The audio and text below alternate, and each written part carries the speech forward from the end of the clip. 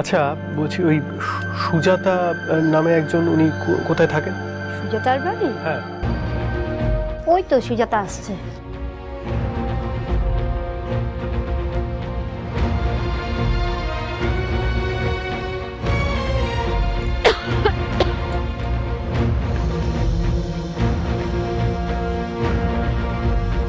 সুজাতা বৌদি, আমাকে চিনতে পেরেছো? আমি রুক্মিণী সেনগুপ্ত।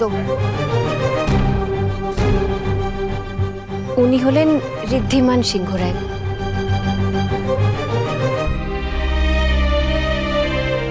বৌদি, আমরা প্রমিতদার ব্যাপারে একটু কথা বলতে এসেছি। তোমাকে না দেখে মনে হচ্ছে যেন কত জন্মের আগের মানুষকে দেখতে পেলাম গো দিদি। এতকাল আমি এখানে একা কষ্টে দিন কাটিয়েছি, একজনও কেউ আসেনি আমার খোঁজ নিতে একটি বারের জন্য। কেন, প্রমিতদা কোনো রকম যোগাযোগ করেনি? কোনো টাকা পয়সাও পাঠায়নি?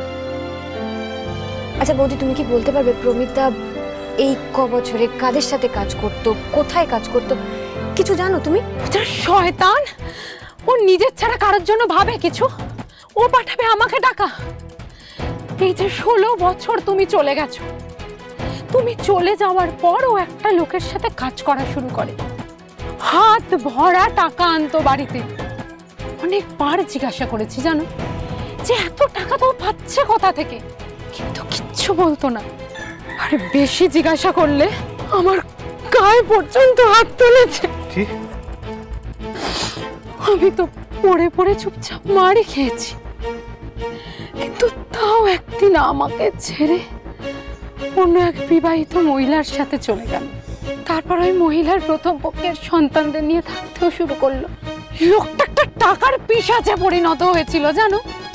আর যাকে বিয়ে করেছে তার তো অগাধ সম্পত্তি, ওর টাকাতেই তো এত বড় লোক হয়েছে। বড় বৌদি, দি ভাই এনে দেখ, গায়ে হলুদটা নিয়ে এসেছি। আর এই দেখ, সিটাও রেডি হয়ে গেছে। তাই না? হ্যাঁ ঠিকই আছে। একটু বরণ ডালাটা দেখে এটাকে একটু রেখে দিই। আপনি যে নম্বরে কল করেছেন সেটি এই মুহূর্তে উপলব্ধ নয় অথবা সুইচ অফ আছে। ভালো লাগছে না তো আর? কি হয়েছেটা কি, মানে কেন টেনশন করছো বলবে একটু? রীতিকে পাচ্ছি না তো ফোনে। আরে তুমি ওকে ফোন করেছো? বাড়ি ফেরেনি এখনো? না, ফেরেনি তো। সারা রাত ওকে আমি ফোনে ট্রাই করেছি। কি আমি ঘুমোতে পারিনি জানো। আমি বুঝতে পারছি না ছেলেটার কোনো বিপদ হলো না তো। ফোন বন্ধ করে রেখেছে কি করে বড় বৌদি? হ্যাঁ, ও কি এমন কাজ করছে? ওর কোনো আক্কেল নেই, বুঝতে পারছি না। বাড়ির লোকজন তো টেনশন হবে, কি কাজ করছে ও? আমি জানি না, আমার সত্যি হাত পা ঠান্ডা হয়ে যাচ্ছে। শোনো বড় বৌদি, আমি বুঝতে পারছি তোমার খুব টেনশন হচ্ছে, কিন্তু দেখো তোমার হাতে তো আর কিছু নেই।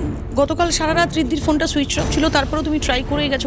এখন ঋদ্ধি যতক্ষণ ওর ফোনটা সুইচ অন করে খবর আমাদের জানাচ্ছে, আমাদের হাতে তো কিছু নেই, কিচ্ছু করার নেই আমাদের।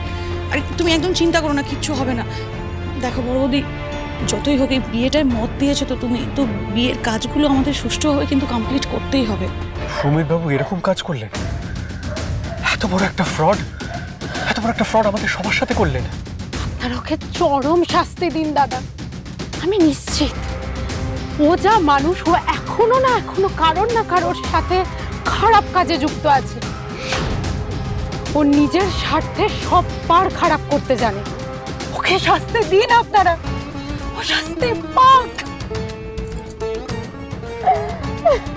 উনি যে পাপের শাস্তি পাচ্ছেন সেটা তো সত্যি। উনি হসপিটালাইজড। ও নিজের স্বার্থ সিদ্ধির জন্য অসুস্থতার নাটকও করতে পারে দাদা। আপনি তাহলে ঠিকই আন্দাজ করছিলেন এই হার্ট অ্যাটাকটাও মিথ্যে।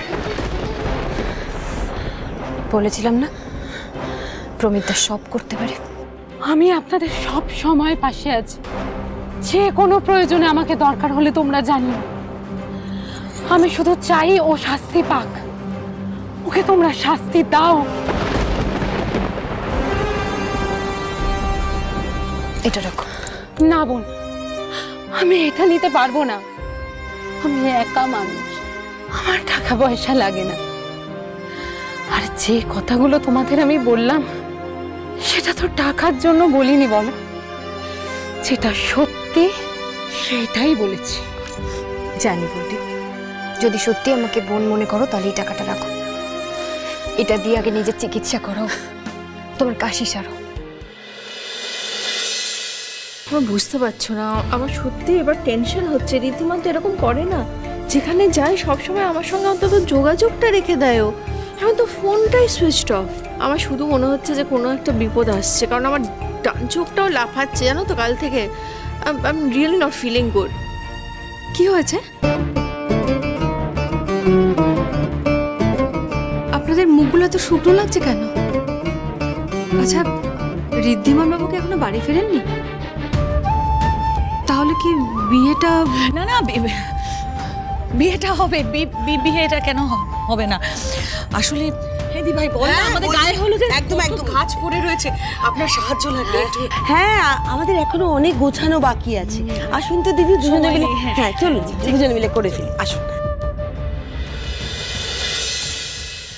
ছোট ঠাকুরজি, বলছি যে ওই মেয়েটা রুক্মিণী, ও ইনভলভ নয় তো এতে? মানে এই যে ঋদ্ধিমান বাড়ি ফিরছে না, ও ঋদ্ধিমানে কোনো ক্ষতি করেনি তো? না না না, দাঁড়াও, মানে বোঝার চেষ্টা করো। যেভাবে আমাদের জমিটা ও দখল করলো, তারপর জমি দখল করলো না, ইনস্টিটিউশনেরও দিন হয়ে বসলো, মানে জাঁকিয়ে বসেছে। আর ঋদ্ধিমানকে তো ও সহ্য করতে পারে না। ঋদ্ধিমানের ক্ষতি করার যথেষ্ট মোটিভ আছে। না না, আমাকে এবার রুক্মিণীকে ফোন করতে। হ্যাঁ করো, একটা ফোন করো।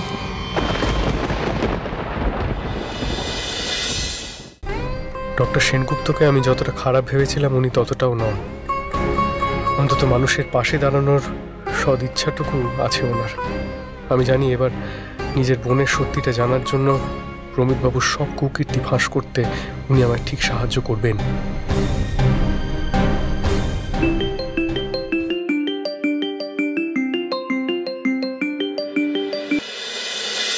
হ্যালো রুক্মিণী, ঋদ্ধিমান কোথায়? গতকাল থেকে ওকে আমি ফোনে পাচ্ছি না, ওর ফোন সুইচড অফ। আর কত ক্ষতি করবে আমাদের? কি চাওটা কি তুমি? আর তোমার কি কোনো অনুতাপ লজ্জা কিছুই নেই? আমি তোমাকে আমাদের বাড়িতে ইনভাইট করলাম, আমি তোমাকে আমাদের ইনস্টিটিউশনে নিয়ে গেলাম, আর তুমি কি করলে? উল্টে আমাদের এত বড় একটা ক্ষতি করে দিলে। আমার ঋদ্ধিমান কোথায় বলো? আপনি মিস্টার সিংহরার ব্যাপারে খোঁজ নিতে আমাকে ফোন করেছেন তো? উনি আমার সাথেই আছেন আর একদম সুস্থ আছেন। ওনার নাক, চোখ, কান, হাত, পা একদম ঠিক আছে, কোনো ক্ষতি করিনি আমি ওনার। ঋদ্ধিমান তোমার সাথে আছে? কাল থেকে তোমার সাথে আছে? ফোনটা দাও ঋদ্ধিমানকে। ধরুন।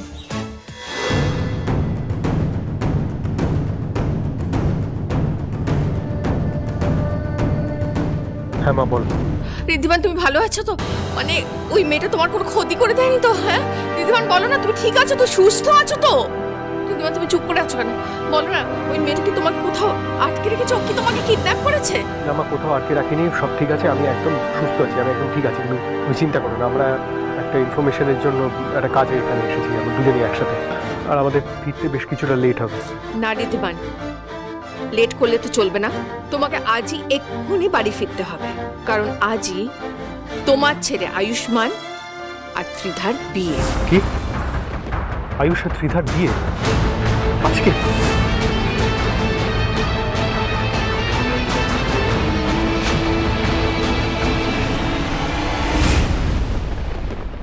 দেখুন, আপনি যদি প্রমিতদার আসল চেহারাটা সবার সামনে আনার পর দেখেন যে ত্রিধা আর ওনার স্ত্রী দুজনেই প্রমিতবাবুকে চিনতে পারছেন, উনি কেমন সেটা জানতে পারছেন, আর যদি ওনার মানে ওনাদের কোনো খারাপ ইন্টেনশন না থাকে তাহলে কি প্রবলেম? আজকে বাড়িতেও যে কি হচ্ছে কে জানে। আর কিছুক্ষণের অপেক্ষা আসুন, তারপর ওদিকে আপনিও চিরকালের মতো ত্রিধাকে পেয়ে সুখী হবেন। কেন গঙ্গাকে এত মিস করছি? আপনার জন্য কেন এত অস্থির লাগছে আমার? কেন আপনি আমায় ছেড়ে চলে গেলেন?